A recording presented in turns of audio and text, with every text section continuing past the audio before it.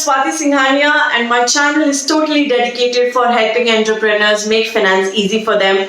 And so today we are going to talk about tax planning. Now, as important it is to earn income, it is very important to pay the correct taxes to the government. And I can understand, I do feel your pain as to when we have to pay for those taxes. It feels as if a biggest chunk of our income has gone to the government. But there's always a way to better plan it so that you can ensure that you pay the correct tax. And there are so many ways in which you could have saved tax, but you didn't because you didn't know about it. So in this video, we are going to talk about the top few deductions that are available to an individual in India and how can you invest in those and what are the benefits available. So the first deduction, and this is the most popular section available because most of the news channels and fund houses keep talking about it, which is ATC. Under ATC, you can enjoy a deduction of 1.5 lakhs or 1.5 lakhs from your total income calculation, provided you invest them in things like public provident fund, ELSS mutual funds, which is tax saver mutual funds, EPF, your term insurance plan. So all these are allowed to be claimed as a deduction when it comes to ATC. So I'm sure you've done your ATC investments and I hope you've already done it up to 1.5 lakhs. So you can put a tick in front of ATC. Now let's talk about the next section, which is health insurance, which is ATT.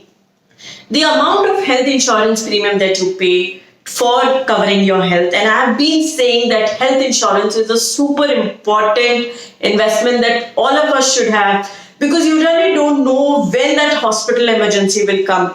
And at that point of time, this medical insurance really comes to a great help. So please ensure you've taken a health insurance policy, and if you've not, there is still time. Now, the premium that you pay for health insurance is also allowed as a deduction from your total income. What is the limit for it? It depends on who is in your family and what is the age of that. Let's take an example where you are paying for your health insurance and your family's health insurance, and no one in your family is above 60 years age. So you will get a deduction of maximum 25,000. In case any member of your family is above 60 years of age, maximum deduction that you get is 50,000 rupees. Now, in case you are also paying for the health insurance premium of your parents, in that case, and your parents are above 60 years of age, so the deduction under ATT that you are allowed is additional 50,000 rupees. Let's assume that Ram is 35 years of age and he is paying for his and his family's health insurance of 20,000 rupees. So the deduction that he gets is the minimum of the premium and 25,000, hence 20,000. Now the premium that he is paying for his parents is 45,000 rupees. So he can claim a deduction of 20,000 rupees plus 45,000 rupees. Now, do you have a savings bank account? I am sure you do. I think every Indian citizen almost has a savings bank account by now. And do you get interest on it? Yes, right? Though I know you'll start saying, "Arey, abhi to interest bahut low hai," but still you do get interest on it. Did you know that the interest income that you receive on your savings bank account is also allowed as a deduction under section 80TTA? This is applied for everyone other than senior citizens.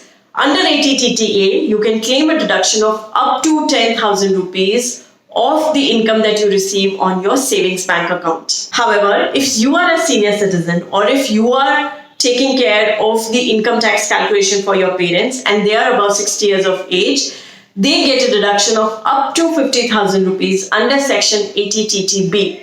Now, this is one of the sections that most of us are not even aware of. But hey, the government is telling you can claim this as deduction and help you save income tax. So now, if you are in a 30% bracket and if you were not claiming this deduction in your calculation, you were paying 3,000 rupees of taxation to the government where you could have saved it. So if you are in a 30% bracket, and your interest on savings account is above 10,000 rupees, hey, I've just saved you 3,000 rupees. So for that, I think you can hit the subscribe button to my channel and maybe also send us a comment as to which is the best section that you liked about it.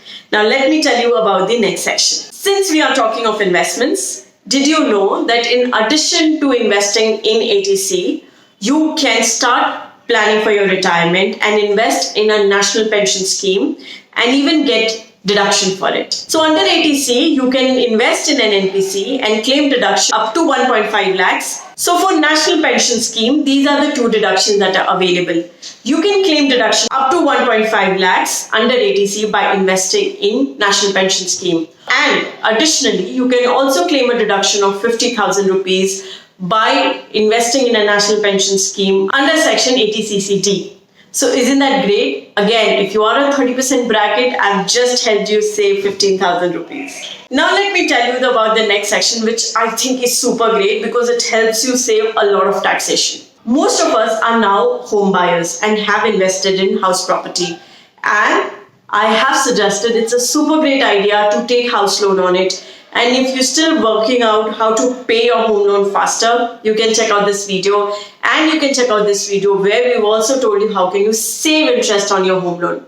So home loan, taking debt is a good idea, but you should always take measured debt. So if you have taken home loan, so the principal repayment portion of EMI can be claimed as a deduction under section 80C. But the interest that you pay on your home loan, which is also part of your EMI, can be claimed as a deduction up to 2 lakh rupees under section 24. The only limitation is that you have to ensure that your house property is complete. Only after the completion of the construction can you claim this deduction under section 24. However, don't be sad.